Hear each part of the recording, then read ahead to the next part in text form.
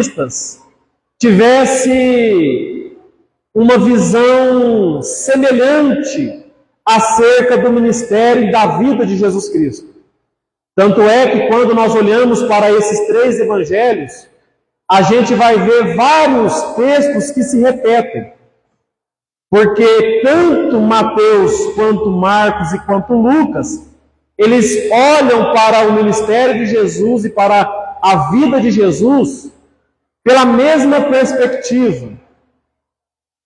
Mas quando nós olhamos para o Evangelho de João, a gente vai perceber que o Evangelho de João, ele é um evangelho diferente dos outros 3, porque João, ele vai trazer uma visão de um ângulo diferente sobre a vida e sobre o ministério de Jesus.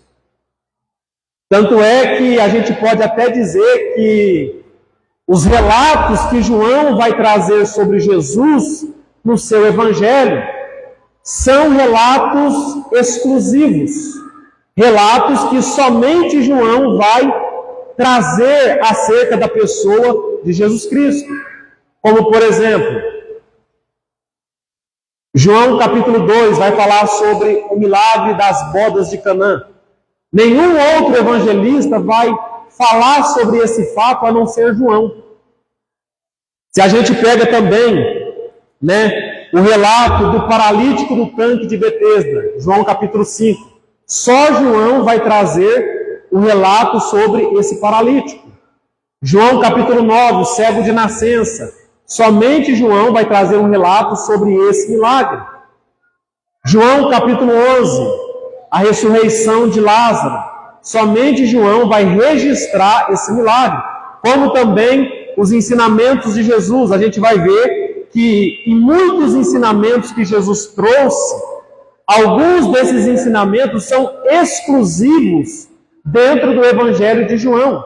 São ensinamentos que somente João vai registrar. Então a gente consegue perceber que o Evangelho de João, ele não faz parte dessa lista dos evangelhos sinóticos, porque João, ele vai olhar para o Evangelho de Jesus de um outro ângulo, de uma outra perspectiva.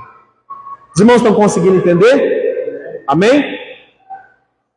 E só mais um exemplo, a forma como João vai iniciar o seu evangelho, a gente percebe que é uma maneira totalmente diferente da dos outros evangelistas.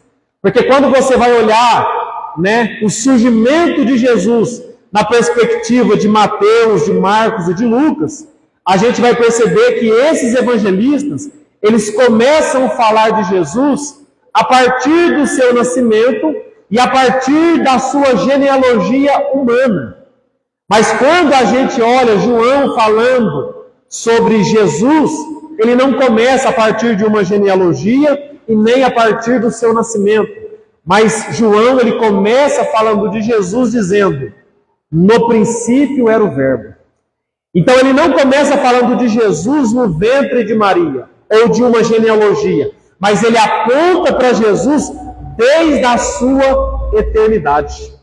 Então os irmãos conseguem perceber que a visão de João sobre Jesus, ela é uma visão de um ângulo diferente.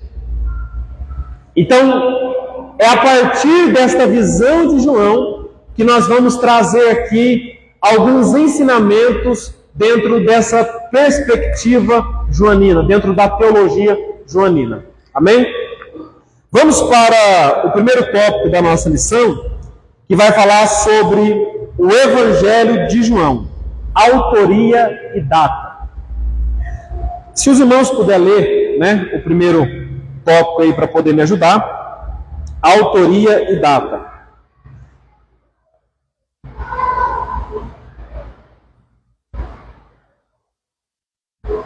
Quem achou e quiser ler, pode ler.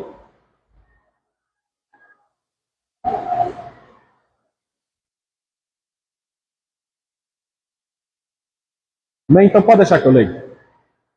Autoria e data. O apóstolo João é o autor do Evangelho que leva o seu nome.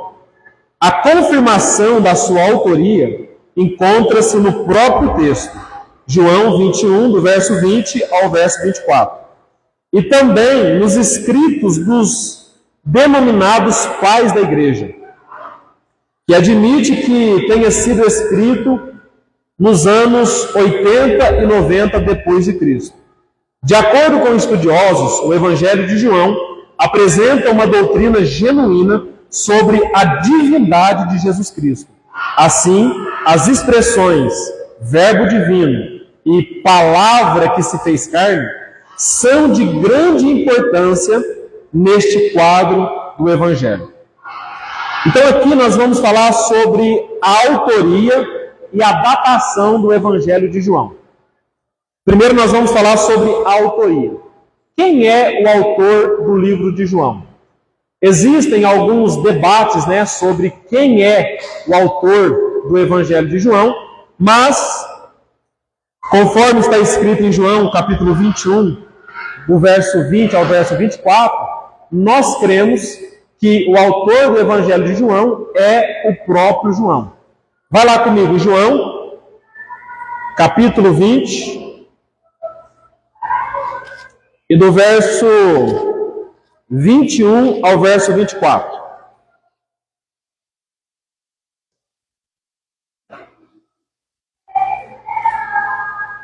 João, capítulo 21, do verso 20 ao verso 24. E agora eu quero pedir para um dos irmãos ler para mim. Amém? Bem alto para toda a igreja ouvir. João, capítulo 21, do verso 20 ao verso 24.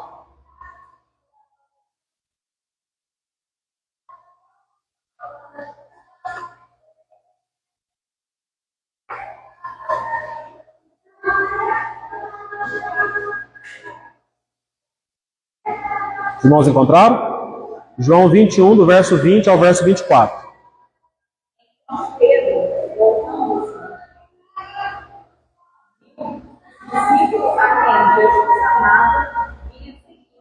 Quem que João viu? Quem que Pedro viu? O discípulo a quem Jesus... Quem que é o discípulo a quem Jesus amava, irmãos? João. Vai lá.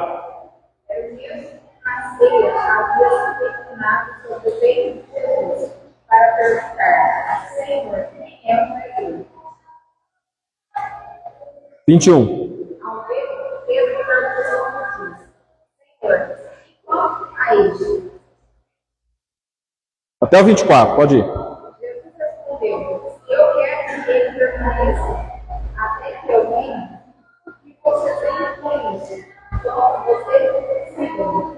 Então se espalhou entre os irmãos a notícia que aquele discípulo não morreria. Ora, Jesus não morreria, mas eu quero que ele permaneça até que eu venha, você tenha isso. De quem que Pedro está falando aí, irmãos? De João. Agora olha o verso 24. Este é o discípulo da testemunha a respeito dessas coisas, que as escreveu, sabendo que seu testemunho é verdadeiro. Então este é o discípulo que testifica dessas coisas e as escreveu. Então aqui é João falando dele mesmo na terceira pessoa. Então o próprio Evangelho de João, ele vai trazer para nós quem é o seu autor, que é o próprio João. Amém? E sobre a questão da datação do Evangelho de João, os estudiosos eles acreditam que o Evangelho de João ele foi escrito entre o período 80 e 90 depois de Cristo, E uma observação importante sobre a questão da datação é que o Evangelho de João ele foi escrito num período em que a igreja primitiva ela estava se consolidando, ela estava se firmando. E aquele era um período de muita perseguição e muito sofrimento para os cristãos que professavam a sua fé em Cristo. Então é dentro desse contexto que João ele vai escrever o seu evangelho. Que um dos propósitos do evangelho de João é mostrar a divindade da pessoa de Jesus Cristo. E se a gente for considerar o contexto em que o evangelho foi escrito, a gente vai perceber que esse evangelho ele veio no momento oportuno. Porque como a igreja estava sendo perseguida e muitos cristãos estavam tendo dúvidas acerca da divindade de Jesus, então João, percebendo isso, ele escreve este evangelho para mostrar que Jesus de fato era divino e o Filho de Deus e o Messias prometido. Amém? Então é importante a gente analisar também esse contexto, né, por trás do período em que o Evangelho foi escrito. Vamos lá. Segundo subtópico, o propósito do Evangelho. Alguém lê para mim agora. O Evangelho de João, o seu propósito é dar ao leitor de crer em Jesus ao Cristo, Filho de Deus, e ao crer encontrar a vida nesse mundo. Não é por acaso que os especialistas referem que a primeira parte do primeiro capítulo, como propósito de João, a apresentação desse evangelho, nesse trecho, o apóstolo apresenta como o filho enviado de Deus, para fazer parte da história, assim sendo o logo é a palavra encarnada. Glória a Deus. Abre lá em João capítulo 20, o verso 31. Nós vamos ver qual é o propósito pelo qual João vai escrever este evangelho. Ele não escreve esse evangelho de forma aleatória, ele tinha um propósito específico em cada palavra que ele escreveu. Vai lá, João capítulo 20 e o verso 31. Estes, porém, foram destinados para que vocês creiam em Jesus, Deus, para que tenham o seu nome. Então, estes foram escritos, ou seja, essas palavras foram escritas para que vocês creiam que Jesus é quem? O Filho de Deus. Então, o Evangelho de João, o propósito dele é para que as pessoas crescem que Jesus de fato era o Filho de Deus.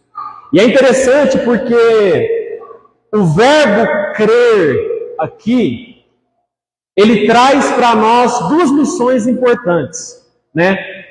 Porque talvez alguém pode pensar, se o Evangelho de João que João escreveu é para que as pessoas creiam em Jesus, então na verdade o Evangelho ele é para a pessoa que não conhece o Evangelho, ou uma pessoa que nunca teve um contato com a fé em Cristo. É também, mas não só isso. Porque o verbo crer ali, se a gente for estudar o tempo verbal do verbo crer ali, a gente vai ver que a ideia do verbo ali traz a ideia de continuar crendo. Então o Evangelho de João, ele tem tanto propósito de fazer as pessoas que não conhecem a Cristo a crer em Cristo por conta daquilo que João escreveu, né? Então ele tem um propósito evangelístico. Através do Evangelho de João, uma pessoa que nunca teve contato com a fé, essa pessoa vai ler o Evangelho de João e essa pessoa vai perceber que Jesus é o Filho de Deus. Então, o Evangelho de João ele tem um propósito evangelístico para alcançar aqueles que nunca tiveram um contato com a fé em Jesus, mas o Evangelho ele também tem um propósito de discipulado, né? Que é o propósito de fortalecer a fé daqueles que já crê em Jesus. Então, o Evangelho de João ele tem esses dois propósitos, de alcançar aqueles que não conhecem e também de discipular e fortalecer a fé daqueles que já conhecem. Amém? Os irmãos conseguiram entender? Então vamos lá. Subtópico 3. A natureza de Jesus. Alguém lê para mim?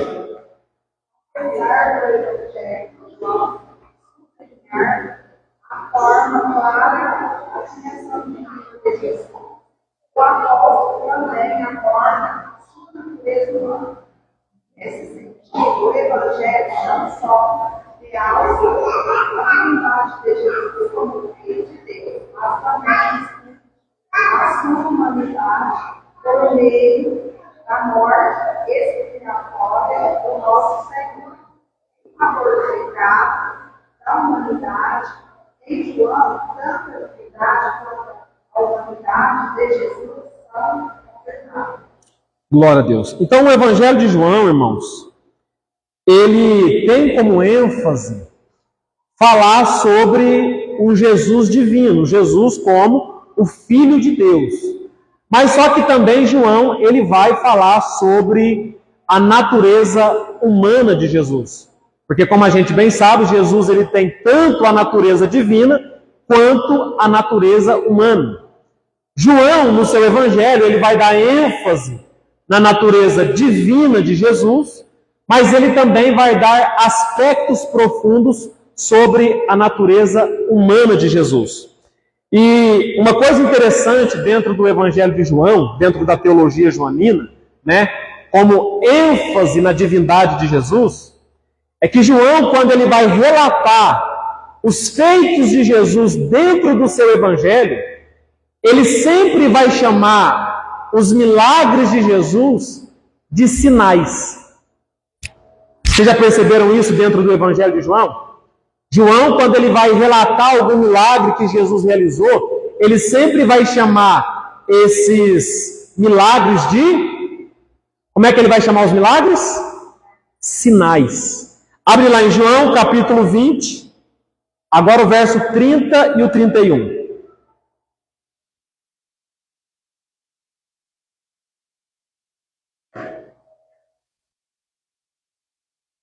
Jesus, pois, operou também na presença do seu Espírito Muitos outros o quê? Sinais Sinais. que não estão escritos nesses livros. Estes, porém, foram escritos para que creeis que Jesus é o Cristo, o Filho de Deus, para que crendo tenhais vida em seu nome. Então, dentro da teologia joanina, João vai chamar os milagres de Jesus de sinais. E por que sinais? Porque o objetivo de João era apontar para Jesus como Filho de Deus. Então, quando João ele relata um milagre dentro do seu evangelho, na verdade ele não quer simplesmente relatar um feito miraculoso que Jesus realizou. Aquilo que João relata sobre os milagres de Jesus, ele vai chamar de sinal, porque o objetivo de João é apontar para Jesus como o Filho de Deus. Porque o que é um sinal? Um sinal é algo que aponta para algo maior. Então o objetivo de João é o quê? Apontar para Jesus como o Filho de Deus. Quer ver um outro texto? Vai lá em João capítulo 2, verso 11.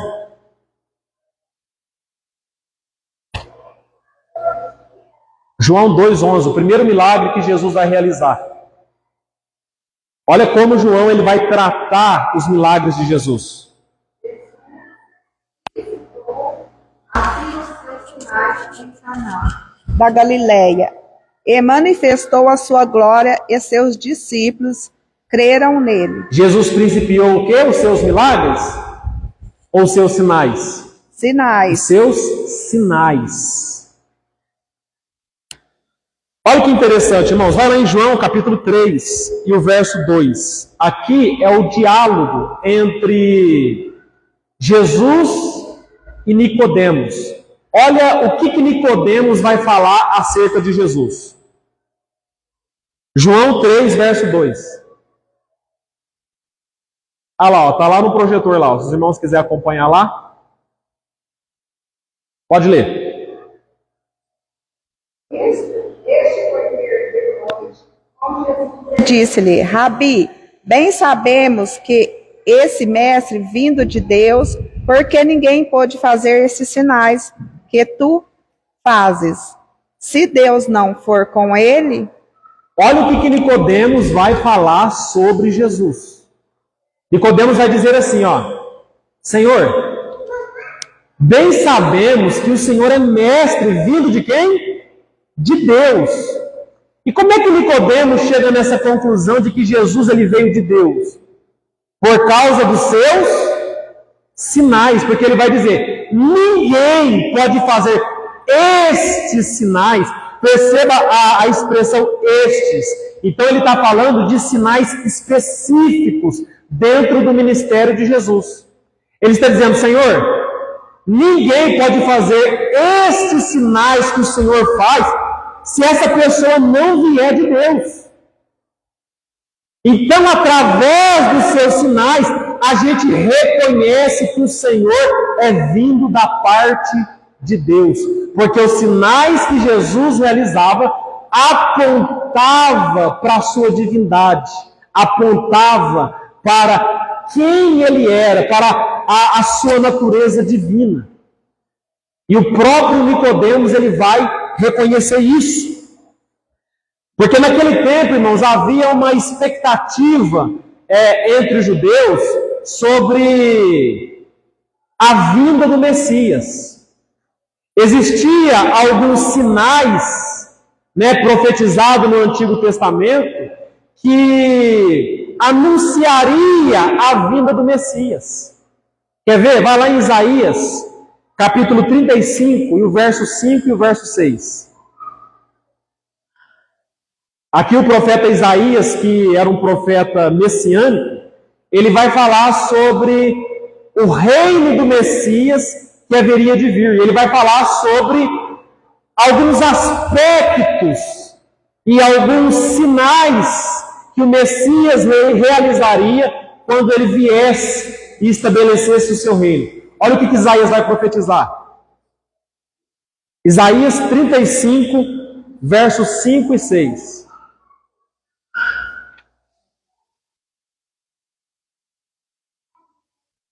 Olha o que Isaías vai dizer, ali ele está falando sobre o reino do Messias. Então os olhos dos cegos serão abertos, os ouvidos dos surdos se abrirão. Verso 6. Verso 6. Então os coxos saltarão como servos, e a língua dos mudos cantará. E quem que realiza esses milagres, irmãos? Jesus. Todos os milagres relatados aqui, a gente vai ver registrado no ministério de Jesus. Por quê? Porque Jesus, ele era o Messias prometido. Então, quando Nicodemos ele fala assim, Senhor, esses milagres que o Senhor realiza aí, só pode ser de alguém vindo da parte de Deus. Porque ninguém pode fazer esses sinais se Deus não for com ele. De que sinais que ele estava falando? Dos sinais que foram profetizados no Antigo Testamento, que apontavam para a vinda do Messias. Então, dentro da teologia joanina, João ele vai chamar os milagres de Jesus de sinais. Mas João ele não fala simplesmente do Jesus divino, mas ele também vai abordar o Jesus humano. Ele vai falar sobre as duas naturezas de Jesus. Irmãos, de todos os milagres que Jesus realizou, se eu fosse perguntar para vocês assim, qual foi o milagre mais impactante que Jesus realizou no seu ministério? Qual milagre os irmãos falariam? O milagre mais impactante? Lázaro. Os irmãos concordam que a ressurreição de Lázaro foi o milagre mais impactante de Jesus? Vai lá em João capítulo 11. Esse milagre, ele comprova de forma concreta de que Jesus, ele de fato é Deus. Porque ali Jesus, ele vai mostrar um poder sobre a morte. Só Deus tem esse poder. Então esse milagre, irmãos, ele vai provar de forma concreta a divindade de Jesus. Mas olha que interessante. João ele vai ser o único evangelista que vai registrar esse milagre, mas dentro desse milagre, dentro desse sinal que prova a divindade de Jesus, ele também vai falar sobre um aspecto da natureza humana de Jesus. João 11:35, que é o menor versículo da Bíblia. O que vai dizer? Jesus chorou. Jesus chorou. chorou. Que texto é esse, irmãos? Jesus está chorando aonde? diante do túmulo de Lázaro que ele havia de ressuscitar. Então, mesmo Jesus divino, que teve o poder para ressuscitar Lázaro, João também vai registrar que ele chorou. E essa expressão Jesus chorou aponta para quê? Para a humanidade de Jesus, para o Jesus humano. Então João, irmãos, ele aponta tanto para a divindade de Jesus, quanto para a humanidade de Jesus. Quer ver outros dois textos interessantes? Vai lá em João capítulo 10, verso 30. João 10, 30.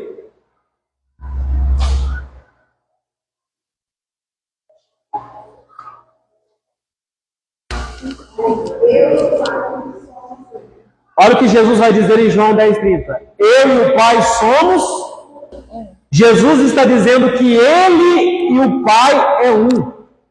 Aqui Jesus ele está se comparando ao Pai. Então aqui ele está falando sobre a sua natureza divina. Porque ele está se colocando em pé de igualdade com o Pai. Porque Jesus, ele também é igual com o Pai. Ele é Deus. Agora vai lá no mesmo Evangelho de João, agora no capítulo 14, verso 28. Primeiro ele fala que ele e o Pai é um, é igual. Agora João, capítulo 14, verso 28.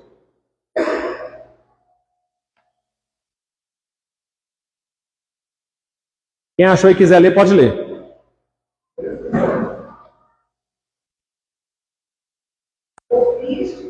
Eu vos disse,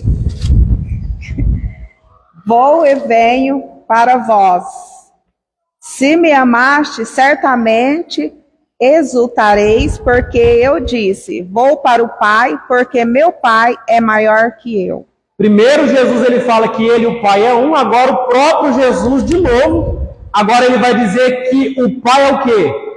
Maior do que ele. Mas ele não falou primeiro que eles eram igual? Que ele e o Pai eram um? Agora ele está falando que o Pai é maior do que ele? Por que essa diferença?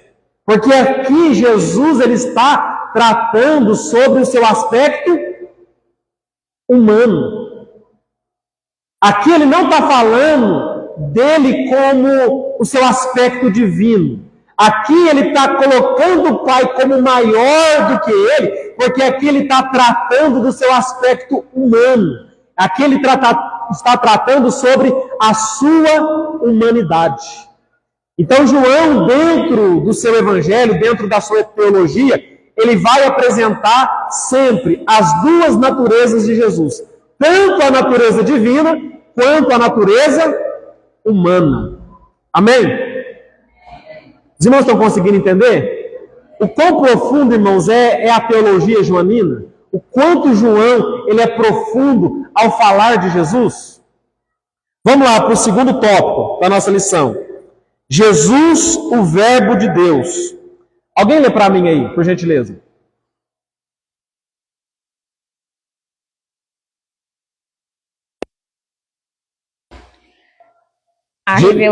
Pode ler. A revelação que ultrapassa o passado. A revelação que ultrapassa o passado. Quando o apóstolo João redigiu a introdução do primeiro capítulo do seu evangelho, no princípio era o Verbo, é provável que tenha como referência Gênesis 1, capítulo 1, versículo 1. Esse primeiro versículo do evangelho mostra que o Verbo é Deus, no princípio, possuindo assim uma existência infinita, ou seja, não tem começo nem fim. Assim, muito além do passado, desde o princípio, o Verbo já existia com Deus, estava com Deus e é Deus. Glória a Deus. Então aqui vai falar sobre Jesus antes da criação. O autor da revista ele colocou assim, ó, a revelação que ultrapassa o passado. Irmãos, uma coisa que nós precisamos entender é que a história de Jesus, ela não começa na sua encarnação. A história de Jesus não começa a partir do ventre de Maria. E João, ele vai mostrar isso dentro do seu evangelho. Porque como é que ele abre o seu evangelho? João, capítulo 1, versículo 1. No princípio era o verbo. E quando ele fala no princípio aqui, ele está fazendo uma conexão com outro livro da Bíblia que também começa da mesma forma. E que livro é esse? O livro do Gênesis. Quando vai falar sobre o início da criação. Quando João ele usa a expressão no princípio era o verbo, ele está fazendo um paralelo com o Gênesis capítulo 1, versículo 1, na criação. Então o que João está dizendo? Que Jesus, o verbo, a palavra, ele é antes da criação. Que Jesus, ele já existia antes de todas as coisas. Porque a Bíblia vai dizer que todas as coisas foram feitas por ele. Então Jesus, irmãos, ele antecede a história. Jesus, ele antecede o passado. Jesus, ele antecede até o próprio tempo. Jesus, ele é pré-existente. Ele sempre existiu. Nunca houve um momento da história que Jesus não existisse. Olha que interessante, irmãos. Vai lá em João, capítulo 1, versículo 1. Vai lá, João, capítulo 1, versículo 1.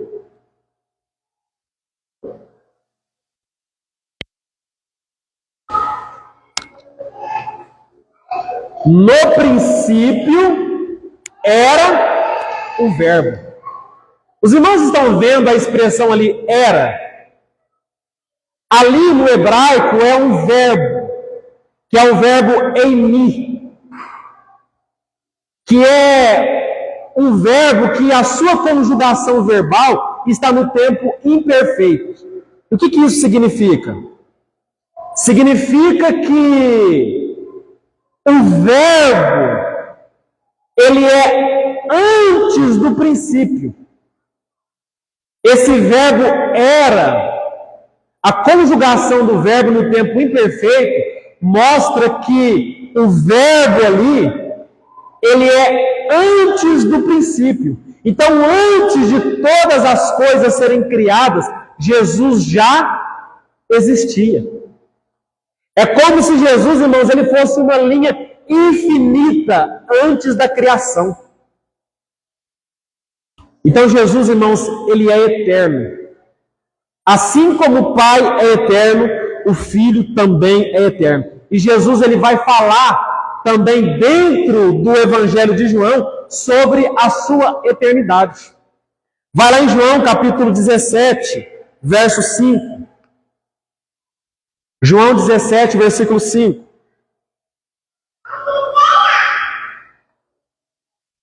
Aqui é uma oração que Jesus está fazendo.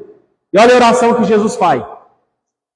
E agora, glorifica-me tu, ó Pai, junto de ti mesmo, como aquela glória que tinha contigo, antes que o mundo existisse.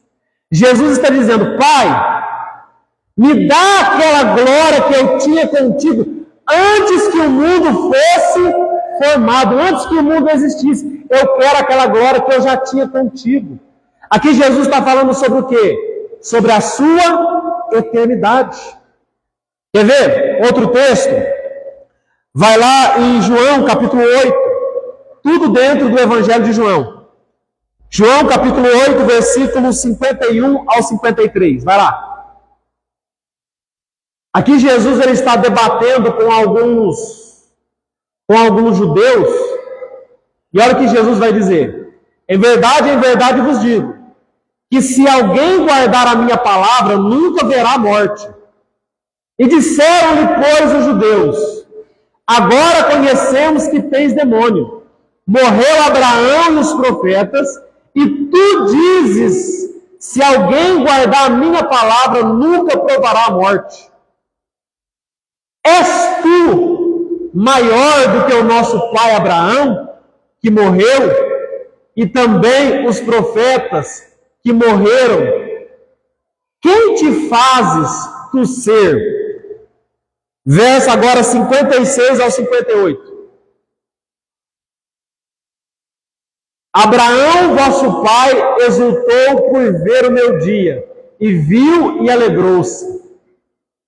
E disseram-lhe, pois, os judeus: ainda não tem 50 anos, e viste Abraão?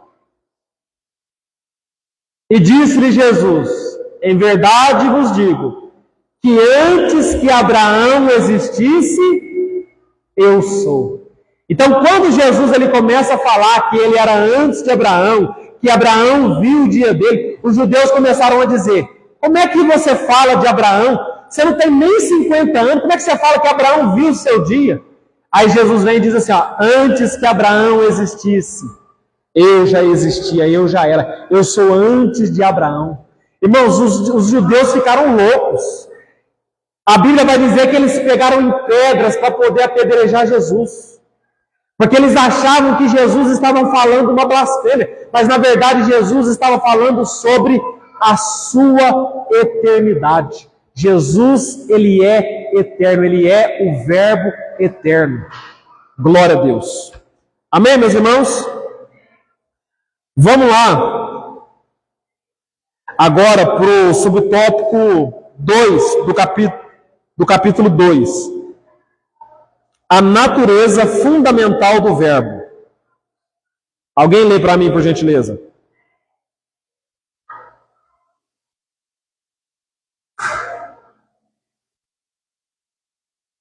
A natureza fundamental do Verbo.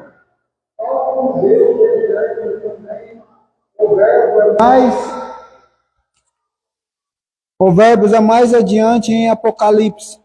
O apóstolo João descreve o Verbo como o alfa, o ômega, o princípio e o fim. Diz o Senhor, que é, o que era, o que há de vir, e o Todo-Poderoso. Assim, conforme o Evangelho, o evangelista, conforme apresenta Jesus como Logos de Deus, a palavra encarnada que habita entre os homens. Portanto, enquanto o Verbo encarnado, Jesus é reconhecido por muitos e adorado como Deus. Glória a Deus. Lê a primeira estrofe aí do 3 também. A gente já fala tudo junto. Está dentro do mesmo assunto. No princípio era o Verbo. Conforme já referimos no grego do Novo Testamento, a palavra que se traduz verbos é logos, que significa a palavra de conceito de logos, traz consigo a noção de expressão, tanto razão quanto da linguagem. Somente até aí. Amém? Irmãos, como é que o evangelista João, qual título ele vai dar para Jesus dentro do seu evangelho? Ele vai dar o título de palavra. João, ele vai dizer que Jesus, ele é o Logos, né, que significa palavra. E João, ele é o único evangelista que vai dar esse título para Jesus. Se a gente lê os outros evangelhos, a gente vai ver que os outros evangelistas deram muitos outros títulos para a pessoa de Jesus. Mas João, ele vai dar o título de a palavra de Deus. Vai lá em Apocalipse, capítulo 19, do verso 11 ao verso 13. Lá em Apocalipse também, João, ele vai dar esse título de a palavra de Deus para Jesus.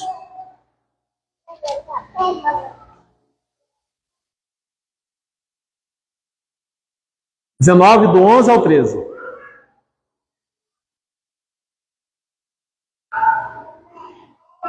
E vi o céu aberto, e eis que um cavalo branco, e o que estava sentado sobre ele chama-se Fiel e Verdadeiro, e julga e peleja contra a justiça.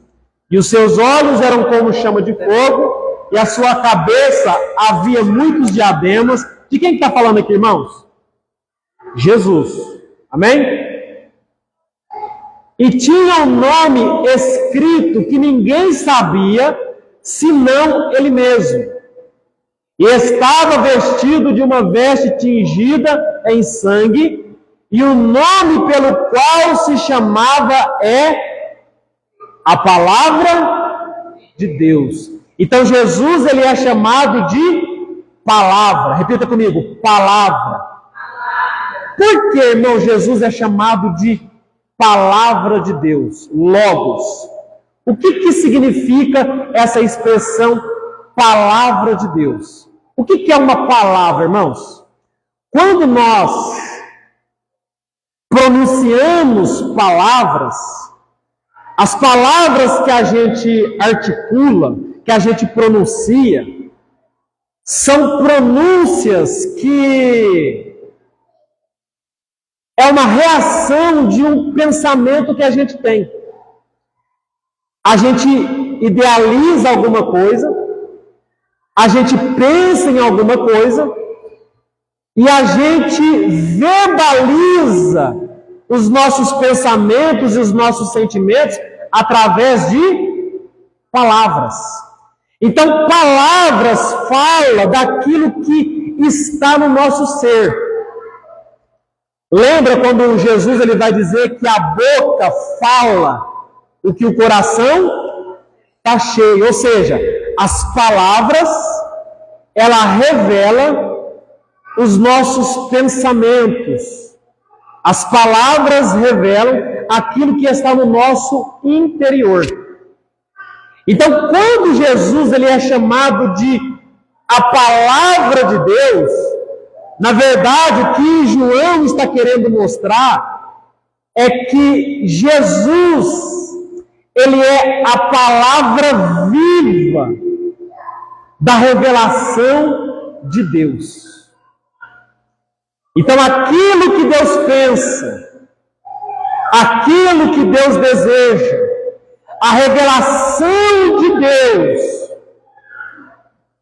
é expressada pela pessoa do seu Filho, Jesus Cristo, que é a palavra. Os irmãos estão conseguindo entender? Vai lá em Oséias, capítulo 6, o versículo 3.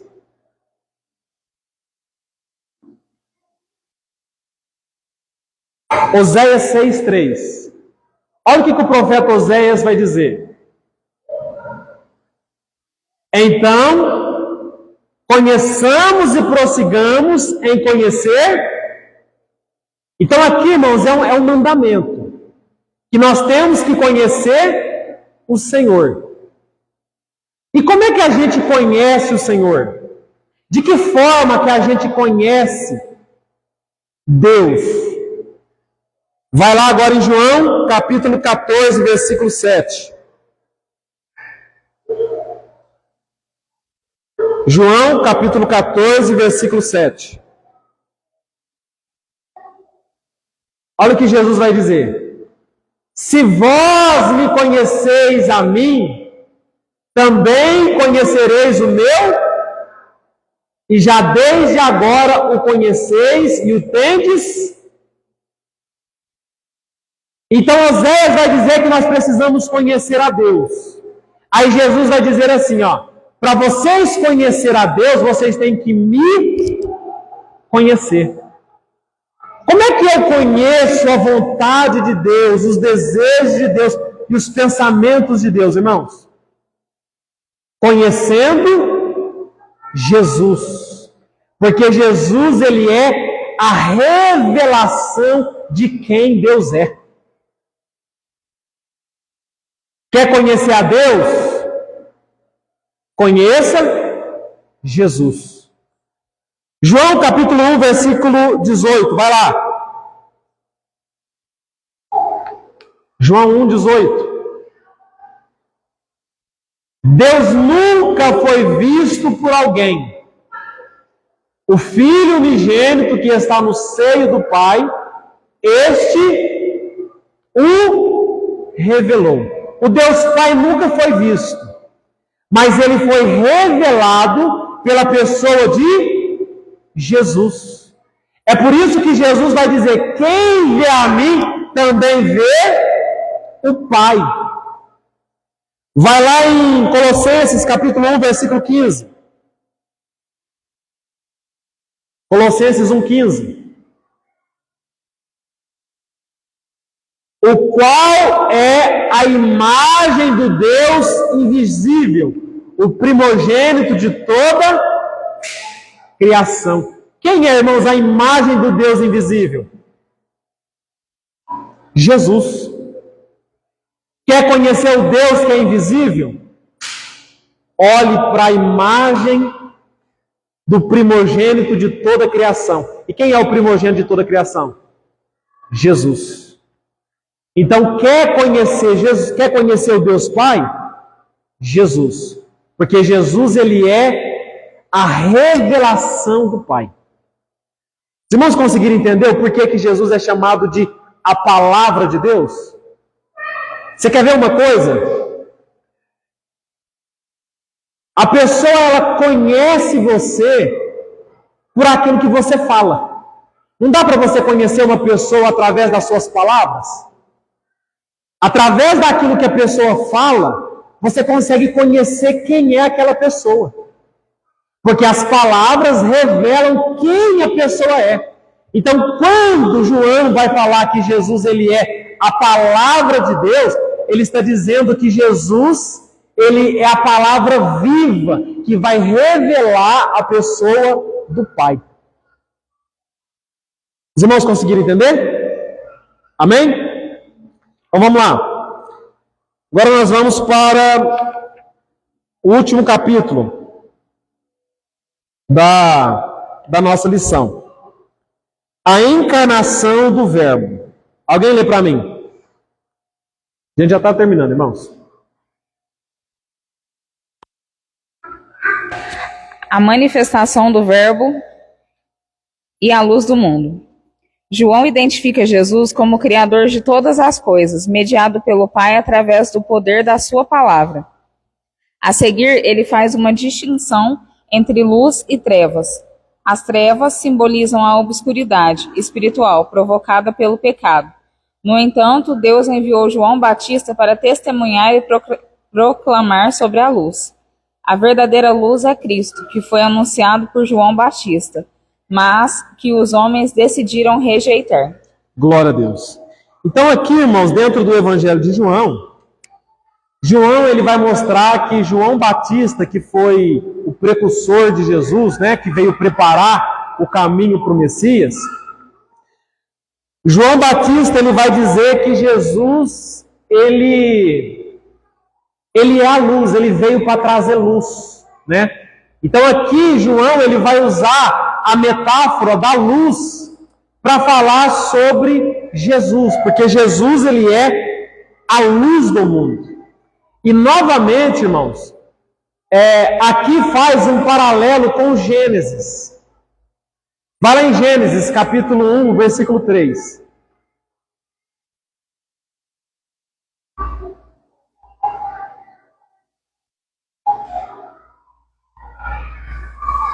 Gênesis 1, 3.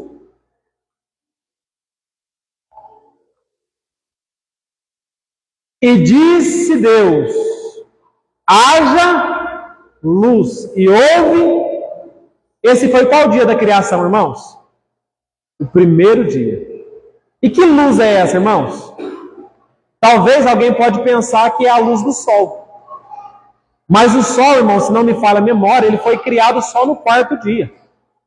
Então, de que luz é essa que está falando que houve na criação já no primeiro dia? Irmãos, é a luz do próprio Deus. Essa luz, irmãos, aponta para a pessoa do Cristo.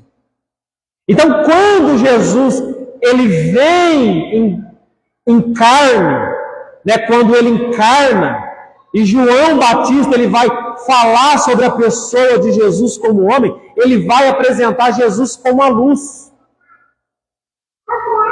Então, Jesus, irmãos, ele tem aspectos dessa metáfora de luz.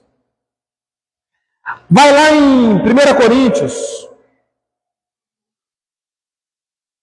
2 Coríntios, perdão. Capítulo 4. E o versículo 6. 2 Coríntios 4, 6. Porque Deus que disse que das trevas resplandece a luz. A quem resplandeceu em nossos, na criação humana, terrena, houve luz no primeiro dia para que toda a criação fosse iniciada, fosse concretizada.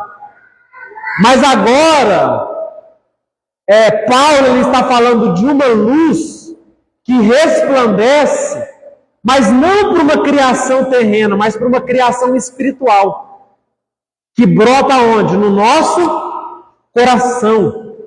E resplandece a luz a quem resplandeceu em nossos corações para a iluminação do conhecimento da glória de Deus na face de Jesus Cristo. Então Jesus ele é a luz, irmãos.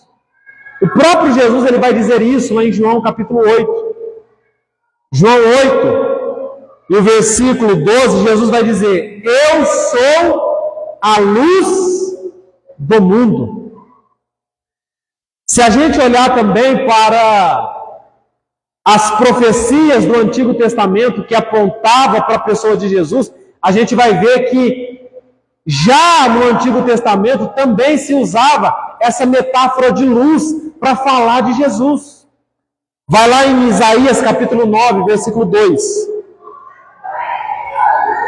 Isaías 9, 2.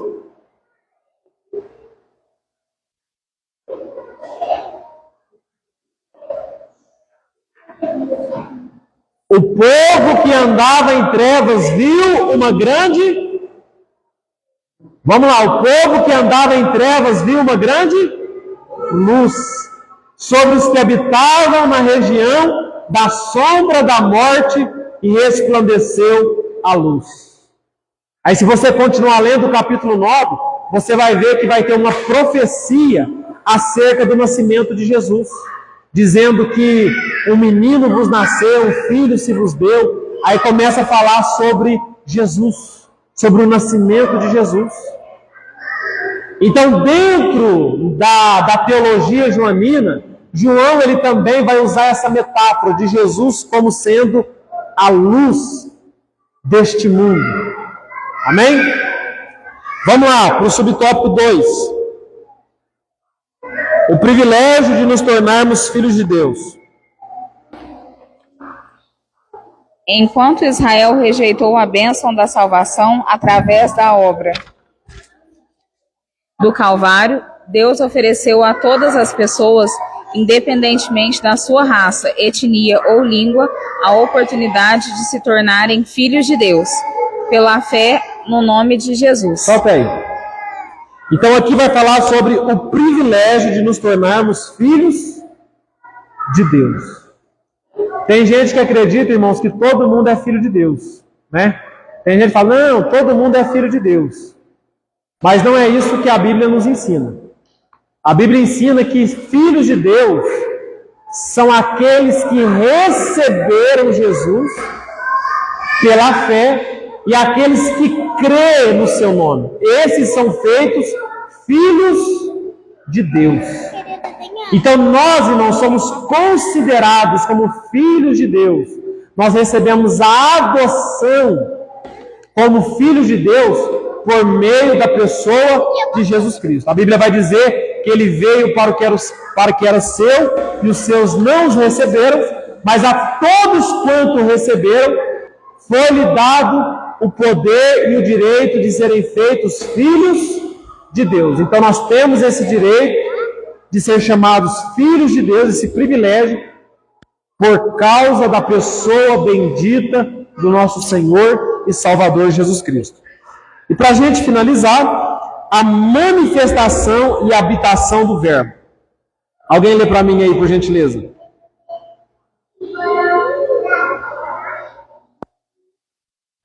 Subtópico 3. A frase "o Verbo se fez carne" sugere a humanização de possui uma conotação muito mais rica e profunda do que qualquer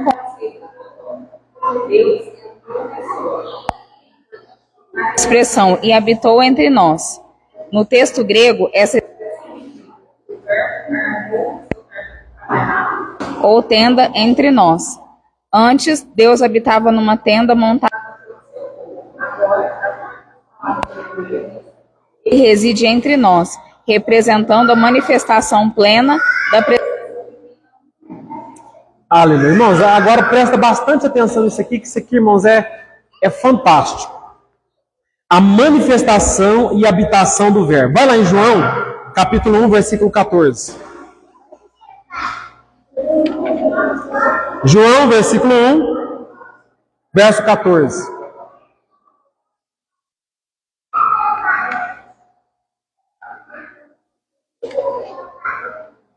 E o Verbo se fez carne e habitou entre...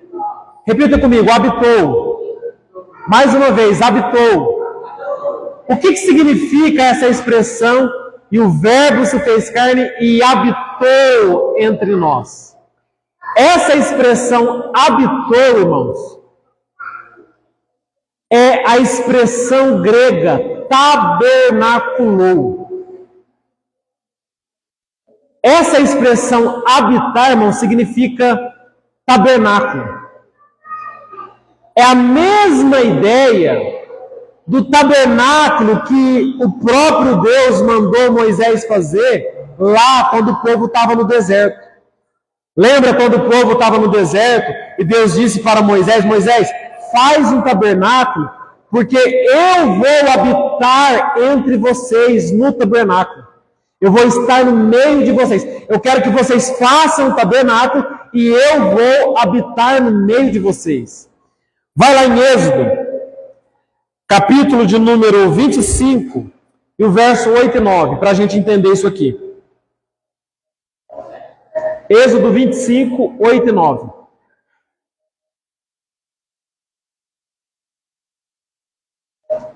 E me farão um santuário e habitarei no meio deles, conforme tudo o que eu te mostrar para o modelo do tabernáculo e para o modelo de todos os seus pertences, assim mesmo o farei. Presta atenção aqui, irmãos.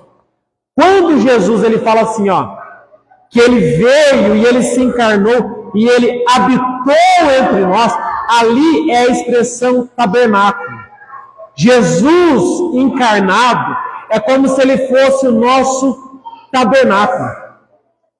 Então a mesma ideia do tabernáculo lá no deserto é a mesma ideia do Cristo encarnado entre nós.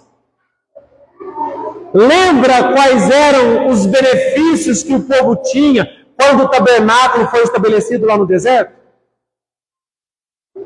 Quando o povo, irmãos, queria pedir perdão pelos seus pecados, eles poderiam fazer o sacrifício em qualquer lugar?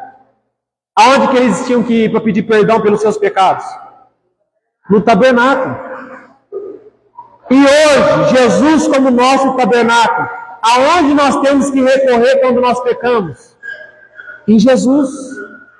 Aonde se manifestava a presença de Deus no Antigo Testamento, quando o povo estava no deserto, irmãos?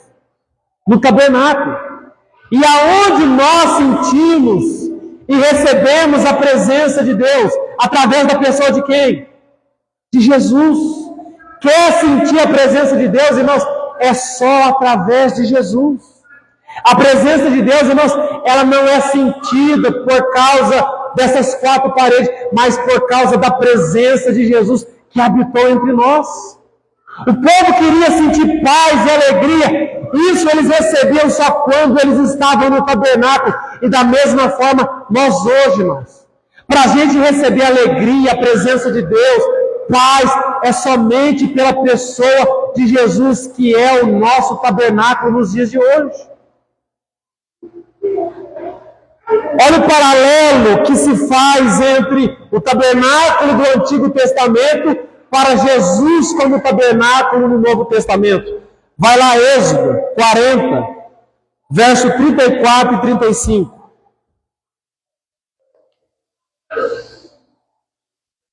Então a nuvem cobriu a tenda da congregação e a glória do Senhor encheu o tabernáculo. 35.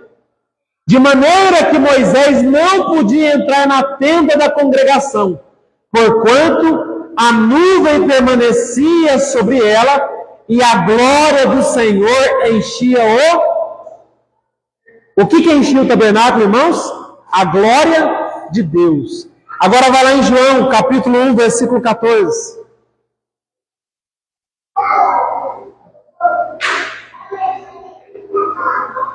E o Verbo se fez carne e tabernaculou entre nós, e habitou entre nós. E vimos a sua glória, como a glória do unigênito do Pai, cheio de graça e de verdade. Aleluia. Então, através de Jesus, irmãos, a gente consegue ver também a glória tanto do Pai quanto a glória do Filho. Então, da mesma forma que o tabernáculo no Antigo Testamento se enchia da glória de Deus, através da pessoa bendita de Jesus, a gente também pode receber e sentir a glória de Deus por meio de Jesus. Porque Jesus, irmãos, ele é o tabernáculo do Novo Testamento.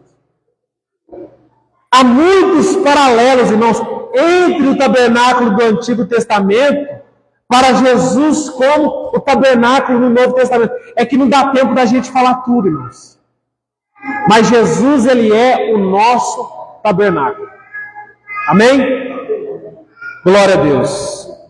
Então, irmãos, essas são lições profundas que João ele vai trazer dentro do seu evangelho, né? Então, que nós possamos, irmãos, guardar cada uma dessas palavras, né, no nosso coração. Eu quero ler a conclusão aqui e a gente já encerra. A conclusão diz assim: nesta lição tivemos a oportunidade de iniciar o estudo no Evangelho de João, mostrar a sua relevância no objetivo da vida da igreja. Observamos que a revelação sensível de Deus e a sua intervenção na história tornam o Evangelho de João uma obra única no Novo Testamento. Em João, entendemos que a encarnação do Verbo trouxe luz plena àqueles que crescem. Assim, através da fé em Jesus, somos denominados feitos filhos de Deus. Amém? Glória a Deus. Que possamos, irmãos, continuar, né, crescendo na graça e no conhecimento da palavra de Deus. E eu quero, né, convidar todos os irmãos, né, os que nos acompanharam pelo Instagram, né, pelos irmãos presentes aqui, que vocês possam, irmãos, estar frequentes, né, na nossa escola bíblica, porque, irmãos, pensa em umas lições profundas, né, umas lições que vai trazer edificação para a nossa vida espiritual. Então, que a gente possa, irmãos, crescer na graça e no conhecimento da palavra. Amém? Vamos colocar de pé, nós vamos orar, agradecer a Deus. Aleluia. Glória a Deus. Quer dar algum recado, irmão Deus? Amém? Então vamos orar, agradecer a Deus. Feche teus olhos. Soberano Deus e eterno Pai. Pai, nós te louvamos e te damos graças, Senhor, neste momento. Te louvamos, ó Pai, por este momento, por esta palavra gloriosa que o Senhor tem ministrado ao nosso coração, Senhor.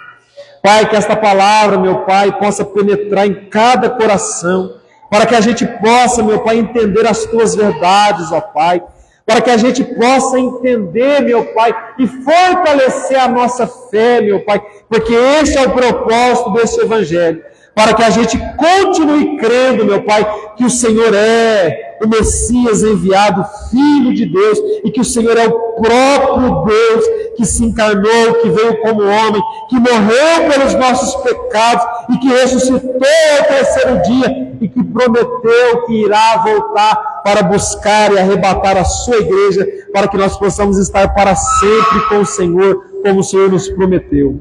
Pai, continue abençoando a tua igreja, meu Pai. Desperta cada um dos teus filhos, ó Pai, em nome de Jesus, e nos dê uma noite abençoada para a glória do teu nome, e é o que eu te peço e te agradeço. Amém e amém.